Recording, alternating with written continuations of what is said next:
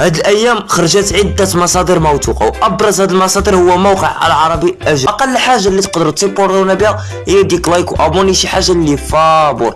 وبلا ما نطول عليكم بزاف نخليكم مع الفيديو، فرجه ممتعه. علي الشو يختار حمل قميص المنتخب المغربي. بغيتي تعرف هاد العوامل بشكل مختصر تفرج في هذا الفيديو. وقبل ما نخليكم مع الفيديو ما تنسوش تسيبورتونا ودعمونا. اول حاجه قبل ما نقول لكم هاد العوامل اللي خلات محمد علي الشو يختار المغرب، اجيو نعرفوا بعدا شكون هو هاد محمد علي الشو.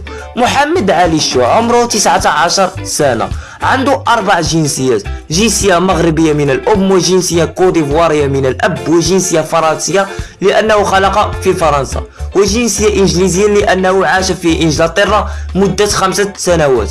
وبعد التقديم ديالو افضل مستويات مع الفريق اونجي الفرنسي، جذب عدة أنظار من الأندية الأوروبية، ولكن فضل الانتقال إلى الدوري الإسباني مع فريق ريال سويسيداد. وأول موسم له مع ريال سويسيداد تعرض إلى إصابة، ولكن بعد عودته مباشرة من الإصابة لعب مباراتين وسجل هدف وقدم تمريرة حاسمة، وحقق الصعود إلى دوري أبطال أوروبا. ودابا عرفنا شكون هو محمد علي الشو، اجيو نعرفوا العوامل اللي خلاته يختار المغرب.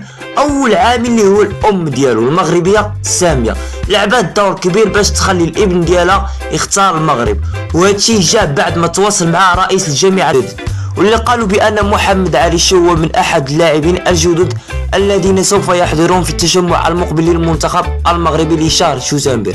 في هذا الفيديو غادي نعطيكم 3 العوامل اللي خلات محمد الملكيه المغربيه فوزي القجع. وثاني عامل اللي خلى محمد علي الشو يختار المغرب هو الانجاز التاريخي للمنتخب المغربي في مونديال قطر.